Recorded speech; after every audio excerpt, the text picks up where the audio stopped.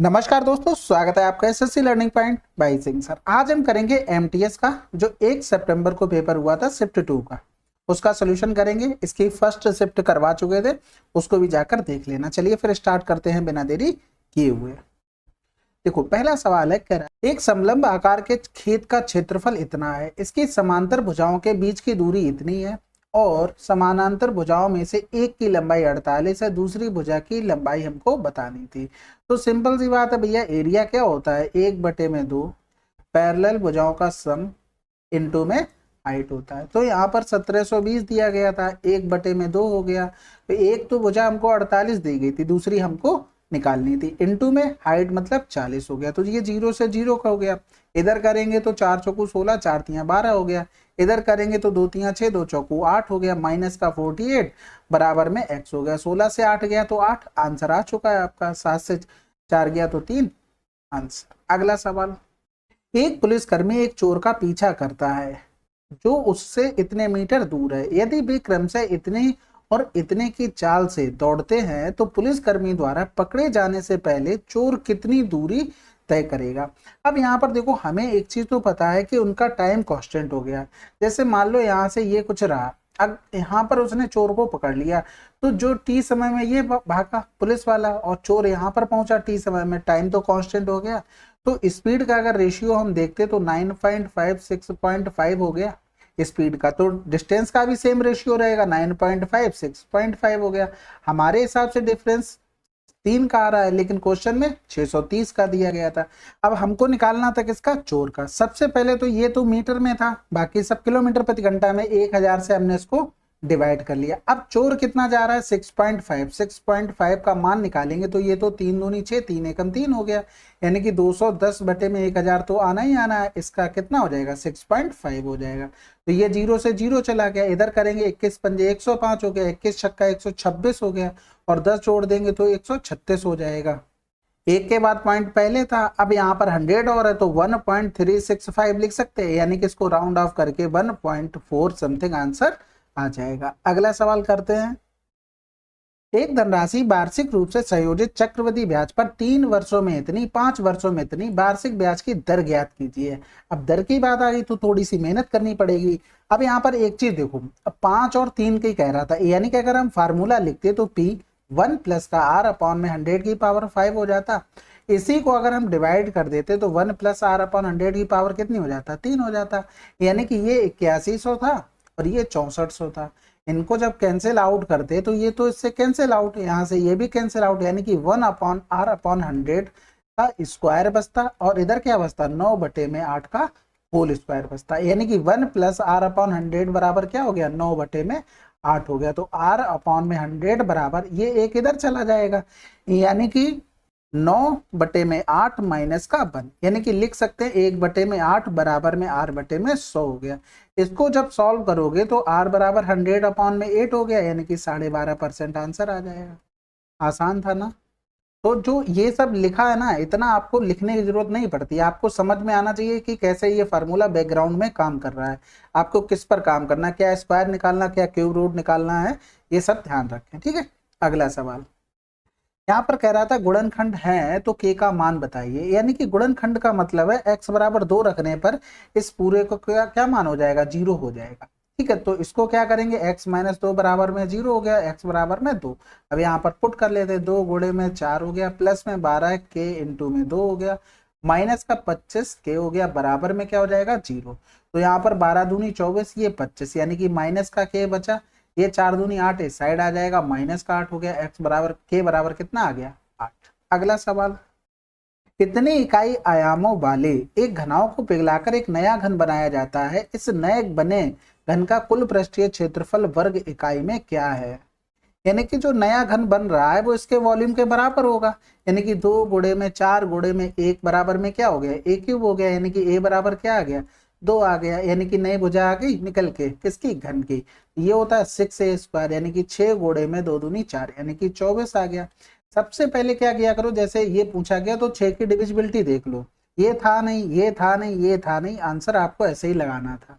लेकिन लगा तभी पाओगे जब अच्छे से आप प्रैक्टिस कर लोगे, प्रैक्टिस नहीं करोगे तब नहीं होगा। अगला सवाल, एक छात्र को संस्कृत, अंग्रेजी, गणित, सामाजिक और कंप्यूटर विज्ञान में क्रमशः इतने और इतने अंक प्राप्त होते हैं। गणित, सामाजिक और कंप्यूटर विज्ञान में उसके औसत अंक संस्कृत, अंग्रेजी और गणित के औसत अंकों से अधिक हैं।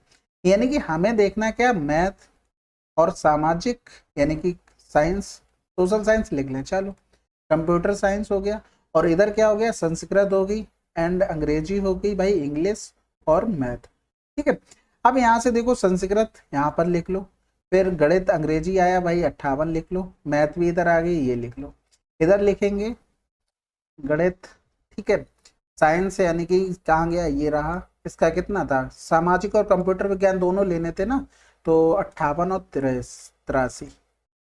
अब इनका क्या करना था, हमें एवरेज निकालना था, उसके बाद इनका डिफरेंस करना था। तो सबसे पहले एक चीज देखो, ये तो 3 से दोनों डिवाइड होने थे, ये तो कैंसिल आउट हो जाने थे, इनसे कोई मतलब नहीं था। 83 माइनस का 62 अपॉन में 3 करना था, तो एक बचा, 8 से 6 गया 2 बटे में 3, 3 सत्ते 21 आंसर आ गया।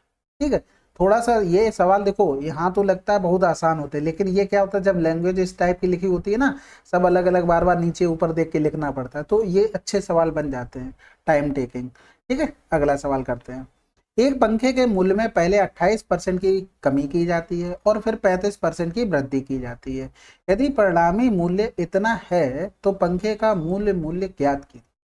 तो सिंपल सी बात भैया, ये था 28% की कमी कर दी तो 72% की चीज बची, 35% की वृद्धि कर दी तो 135% की चीज हो गई, और उसके बाद इसका जो मूल्य था परिणामी वो ये था।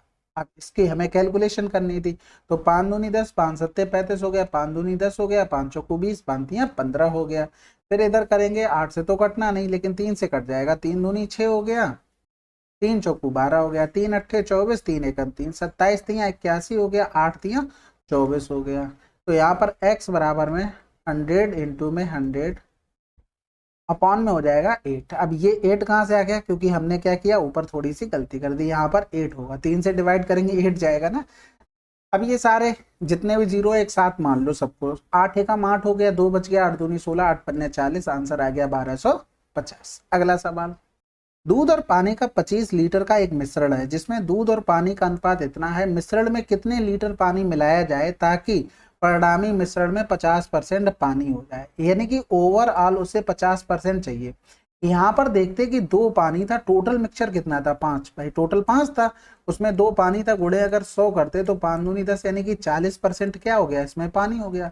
अब कह रहा था कितना लीटर पानी मिलाया जाए, जो पानी मिलाया जा रहा है उसमें तो 100% होगा ना पानी, क्योंकि देखो इसमें 50% पानी, इसमें कितना निकाल लिया 40%, जो मिलाया गया उसमें 100% होगा। इसका अगर हम रेशियो बनाते तो ये 50 हो गया, इधर ये 10 हो गया। इसका मान हमको कितना दिया गया था, 25 लीटर, भाई पहला वाला यही तो था, इसका मान 25 दिया गया था, तो इसका 1/2 हो रहा था, इसका भी 1/2 कर देंगे तो आंसर क्या आ जाएगा, 5 लीटर पानी मिलाना चाहिए। अगला सवाल, साधारण ब्याज पर जमा की गई धनराशि 3 वर्षों में इतनी, 2 वर्षों में इतनी, जमा की गई धनराशि कितनी होगी। देखो 3 वर्षों में 1020, 2 वर्षों में 980।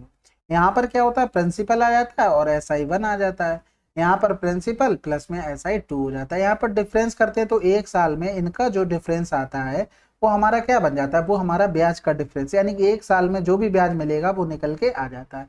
हमें धनराशि निकालनी थी, यानी कि 2 साल का अगर लिखते तो 80 रुपया ब्याज मिलता 2 साल में, तो 980 से, क्योंकि 2 साल का ब्याज निकाला तो इससे हम माइनस कर देंगे, तो आंसर क्या आ जाएगा 900 हमारा क्या रहा होगा, सिंपल इंटरेस्ट, सॉरी प्रिंसिपल। लेकिन एक चीज ध्यान रखना, आपको इतना लिखना नहीं है, आपने ये चीजें कर ली ना तो प्रैक्टिस ऐसे ही करनी, भाई यहाँ से डिफरेंस 1 आ रहा है, आपको ये वाला डायरेक्ट लिखना है इतना, ठीक है, ये सब लिखने की जरूरत नहीं है। अगर आपकी प्रैक्टिस अच्छी नहीं है तो जरूर लिखना, नहीं तो गलत कर लो, उससे बढ़िया पूरा लिख लो, लेकिन प्रैक्टिस ऐसे करो कि ये चीज डायरेक्ट लिख पाओ।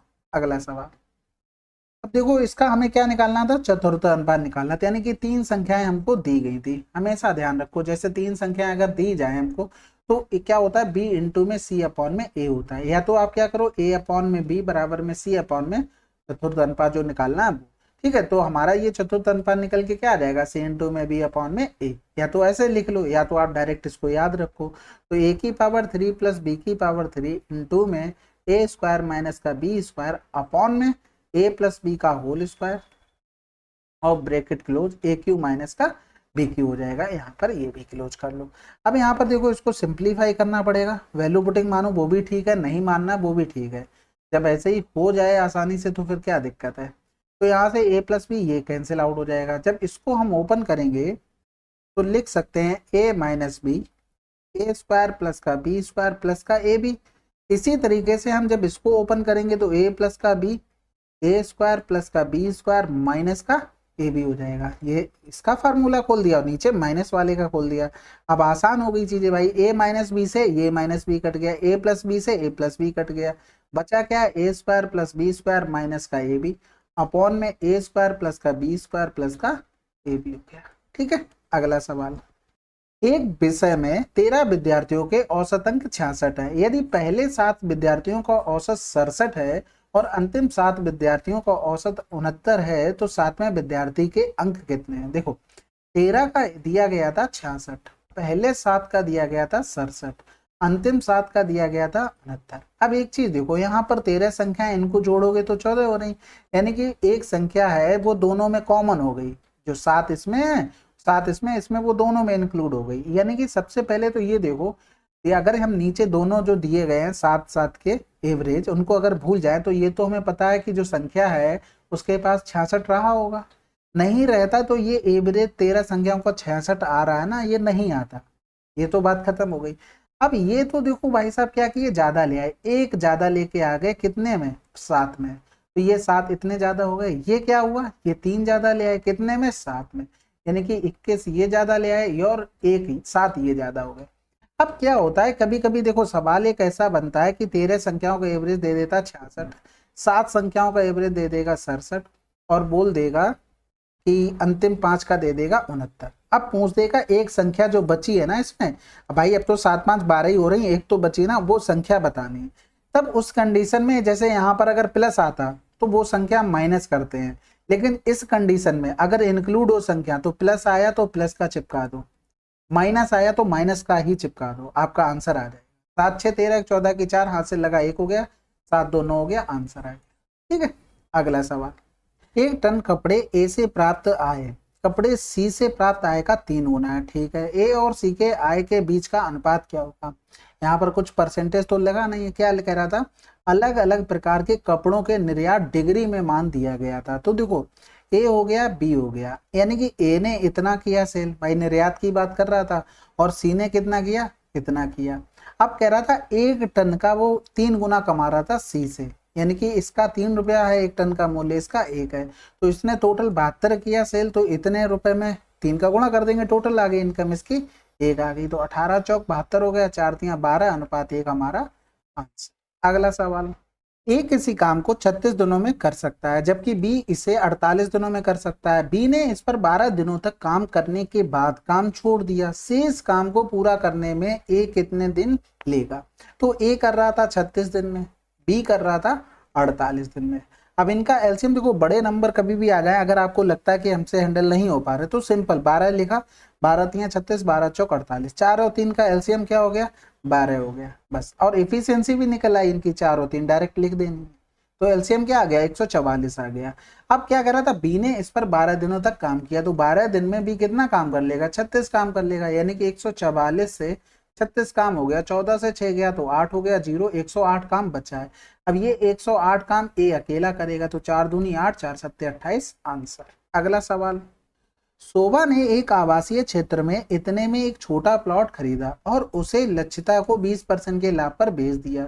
लक्षिता ने इसके बदले में इसे 10% की हानि पर दिनेश को बेच दिया। प्लॉट के लिए दिनेश ने क्या भुगतान किया, तो कुछ 6 था, 20% के लाभ का मतलब 120 हो गया, 10% की हानि का मतलब ये हो गया, तो 9 छक्का 54, घोड़े में हो गया 12, 12 चौक 48, हासिल लगा 4 हो गया, 12 पंजे 60 और 4 64, तो 648 जिसमें लिखा हो आंसर लगा दो। बाकी 0 0 लिखने की कोई जरूरत नहीं है, क्या फायदा, फर्जी का टाइम जाएगा। अगला सवाल, 108 किलोमीटर प्रति घंटा की चाल से चल रही एक 360 मीटर लंबी रेलगाड़ी इतने की चाल से विपरीत दिशा में चल रही एक दूसरी रेलगाड़ी को 12 सेकंड में पार करती है। दूसरी रेलगाड़ी की लंबाई क्या होगी। अब देखो कितना सिंपल सवाल हो गया, एक तो 360 की थी, दूसरे की हमें लंबाई नहीं पता। अब दोनों क्या कर रही थी, विपरीत दिशाओं में, यानी कि स्पीड क्या होंगी, जुड़ जाएंगी, यानी कि 108 प्लस का 90 हो जाएगा। अब ये पूरा मीटर में था, ये किलोमीटर प्रति घंटे में, तो 5/18 हो जाएगा यहाँ पर, बराबर में 12 सेकंड। तो 18 छक्का 108, 18 पंजे 90, 6 5 11 पंजे 55 हो गया, यानी कि 360 प्लस का x 55 गुणे में 12 हो गया। तो 12 पंजे 60 हो गया, 12 पंजे 60 और 6 66 हो गया। तो x बराबर हो जाएगा 00300। अगला सवाल, राम एक काम को 18 घंटे में पूरा कर सकता है, श्याम और नरेश उसी काम को 9 घंटे में पूरा कर सकते हैं। राम और नरेश इसे 12 घंटे में कर सकते हैं, श्याम को अकेला इस काम को पूरा करने में कितना समय लगेगा। तो देखो 12 9 और 18 का एलसीएम हो गया 36, यानी कि 18 दूनी 36 हो गया, 9 चौक 36, 12 तियां 36 हो गया। हमें श्याम की इफिशियंसी निकालनी है, यानी कि श्याम के लिए हमें किसकी चाहिए होगी, नरेश की। लेकिन यहाँ पर नरेश के साथ ये राम था, इसकी तो 2 हमें पता लगी, नरेश की कितनी आ गई, 1 आ गई। जब नरेश की 1 आ गई तो टोटल इसकी कितनी हो गई, 3 हो गई। ये आपको सोचना पड़ेगा वहां पर। देखो अब यहाँ पर इस तरीके से लिख लो, तब भी थोड़ा सा टाइम एक्स्ट्रा लग जाता है, लेकिन जितना आप ओरल सोच लोगे उतना टाइम बचा लोगे, बस यही होता है। ये इनकी इफिशियंसी आ गई। यहाँ से आपने सिंपली सा श्याम की कितनी निकाल ली, 3 निकाल ली, तो बटे में 3 कर देंगे, 3 एकम 3, 3 दूनी 6। अगला सवाल, अब ये सिंप्लीफिकेशन का आसान है भाई। 16 पंजे 80 तो 82 बटे में 5 हो गया, माइनस का 12 पंजे 60 और 1 61 हो गया, 12 एकम 12 6 18 बटे में 15 हो गया।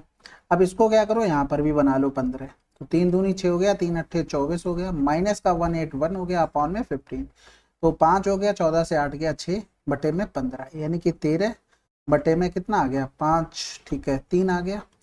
अब इसको कर लेते, 3 एकम 3 हो गया, 3 अट्ठे 24 हो गया, प्लस का 4 बटे में 81, तो इसको लिख सकते हैं 247 अपॉन में 81। यहाँ पर गुणे का साइन करेंगे तो 81 बटे में 247 आ जाएगा, तो 13 एकम 13 हो गया, 13 दूनी 26 तो कर नहीं सकते, बचा 13 ने में 117 हो गया, 3 दूनी 6 हो गया और 3 सत्ते 21, यानी कि हमें आंसर चाहिए 27 बटे में 19, तो 19 एकम 19, 8 बटे में 19 आंसर।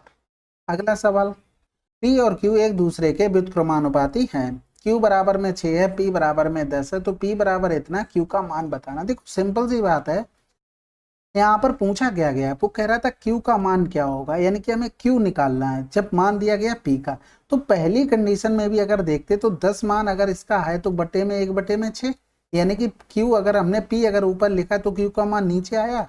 इसी तरीके से अगर हम 15 लिखेंगे तो 1 बटे में 6 गुणे में 10 गुणे में 15 हो गया, यानी कि 15 चौकू 60 हो गया, तो 1 बटे में 4। तो यहाँ पर अगर P का मान है तो नीचे क्या हो गया होगा, Q का मान हो गया होगा, आंसर आ गया। अगला सवाल, समृद्धि ने 26% की हानि पर एक सोने की अंगूठी बेची। यदि सोने की अंगूठी का क्रय मूल्य इतना है तो सोने की अंगूठी का विक्रय मूल्य क्या होगा। तो 38500 और 26% की हानि, यानी कि इतने की हानि दे दी तो 74% की चीज बची होगी। अब इसके हमें कैलकुलेशन करना था, 0 से 0 चले गए। अब इसका गुणा कर लो, सिंपल सा, गुणे में 70 प्लस का 4 कर लो, तो ये 0 हो गया, 7 पंजे 35 हो गया, 7 अट्ठे 56 और 3 59 हो गया, 7 तियां 21 और 5 26 हो गया। अब इसमें 4 का गुणा करके जोड़ देते, 4 पंजे 20 हो गया, 4 अट्ठे 32 और 2 34 हो गया, 4 तियां 12 और 3 15 हो गया, तो ये 0 हो गया, 9 हो गया, 9 5 14 हो गया, 7 1 8 हो गया, 28,490 आंसर। अगला सवाल कह रहा है कि गांव बी और डी में जनसंख्या का अनुपात बताइए। बहुत आसान हो गया, देखो बी ये रहा हमारा, डी ये रहा, यानी कि 20 हो गया, और डी हमारा कहां पर हो जाएगा, सेकंड लास्ट, यानी कि 30। तो आंसर क्या आ गया, 2 अनुपात में 3। अगला सवाल, चलिए फिर, काफी आसान थी, लेकिन एक चीज ध्यान रखना, आप लोग प्रैक्टिस करते रहो। क्या है कि जैसे ये सवाल इजी हैं तो इनकी प्रैक्टिस ज्यादा करो, क्योंकि इजी पूछे जा रहे हैं, ज्यादा टफ सवाल पूछे ही नहीं जा रहे, तो इनकी अगर प्रैक्टिस नहीं होगी तो आप टाइम ज्यादा लेंगे, कर तो लेंगे लेकिन टाइम ज्यादा लेंगे। तो इन सवालों को ज्यादा से ज्यादा प्रैक्टिस करें, जिससे टाइम आपका कम लगे। चलो फिर मिलते हैं अगले वीडियो में, तब तक के लिए जय हिंद जय भारत।